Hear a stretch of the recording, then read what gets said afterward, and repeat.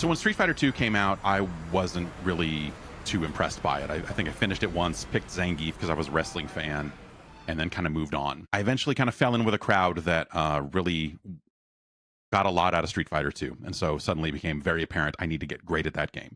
One guy showed up and said, "Hey, have you heard of this other game, Mortal Kombat?" I'm like, no, what is Mortal Kombat? And he said, "Well, you know, it's like Street Fighter, but you can fucking kill people." Okay, well, we need to go see this game right now.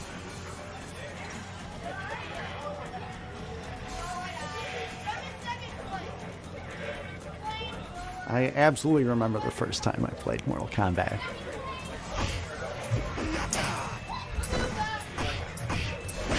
It was at Lions Family Fun, my favorite arcade. My dad would usually give my brother and me $5 each and let us run wild while he went shopping. I was at an arcade in Virginia. The Q Lounge in the Bronx, New York. It was a space that was half smoky pool hall, half arcade. He took us to an arcade 2 towns north, up to Santa Rosa. There's a place called Systems City. And it was like part skate shop, but in the back room, all the lights were off, and they had like 5 arcade machines back there. I see this huge crowd gathered around a new cabinet. And it was sitting there. There was nobody around it. No one was playing it. It was just sitting there. What is this? I just remember just like a big line around the cabinet. Everyone is crowded around Mortal Kombat. It is simultaneously exactly like and nothing like Street Fighter. You know, the film, the presentation, the real actors and actresses and all of that really just, it's so striking. In Mortal Kombat, when you're seeing those 2 big characters on the screen, I was just like, this is the coolest thing ever. Instantly, it was like, oh, it's digitized. It's real people. It was like, wow, this is incredible. It's like, how are they doing this? How did this game come to be?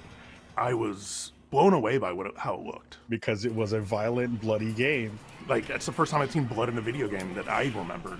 Even from a basic high punch, you just see blood flying out of these people's heads.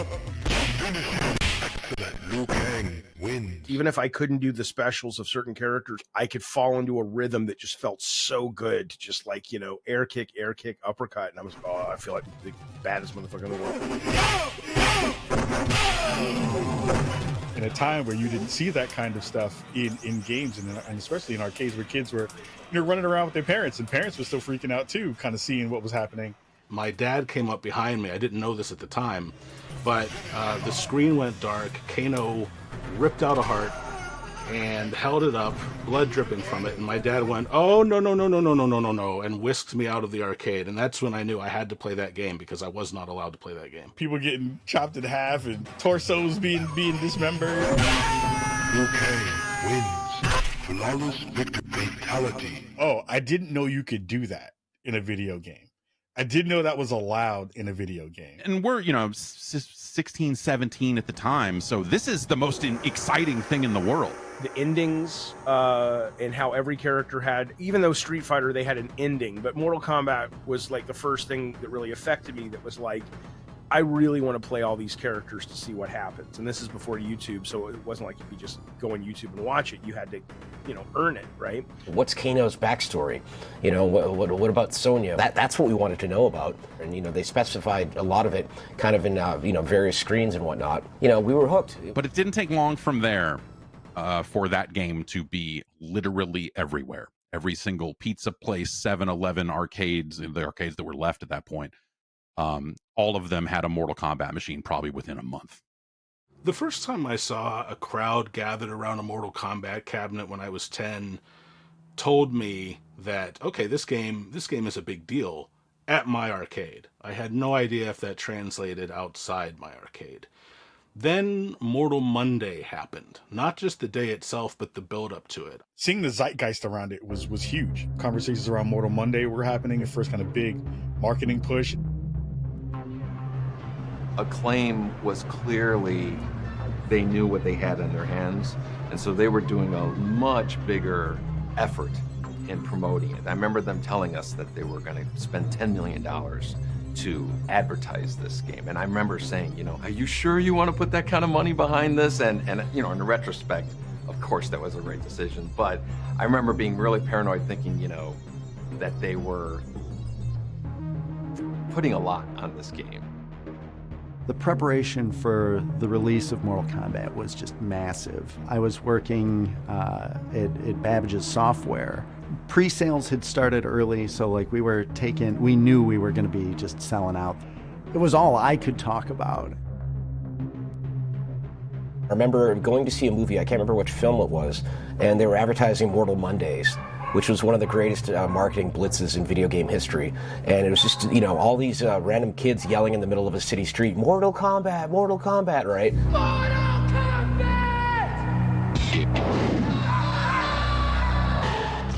That commercial with like people running down the street screaming Mortal Kombat, and they were teens, and I was a little kid, and teens are the coolest thing you could be when you're a little kid. You don't have to show screenshots or anything else necessarily. Everybody knew. All you have to do is just have somebody out in the middle of the street just putting up his arm saying Mortal Kombat. It's almost like, hi, it's here. It sells itself. Mortal Kombat!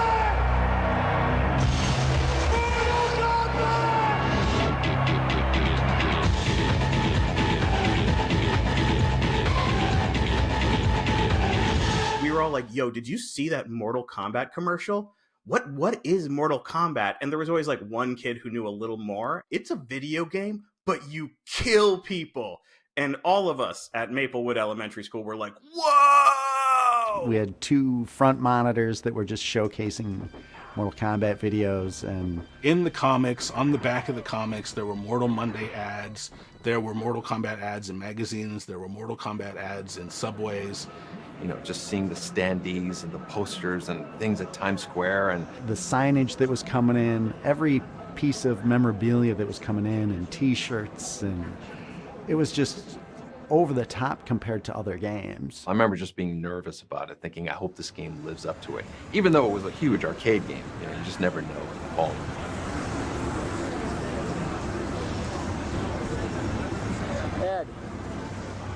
It was insane. There was a giant line, and it was just so exciting.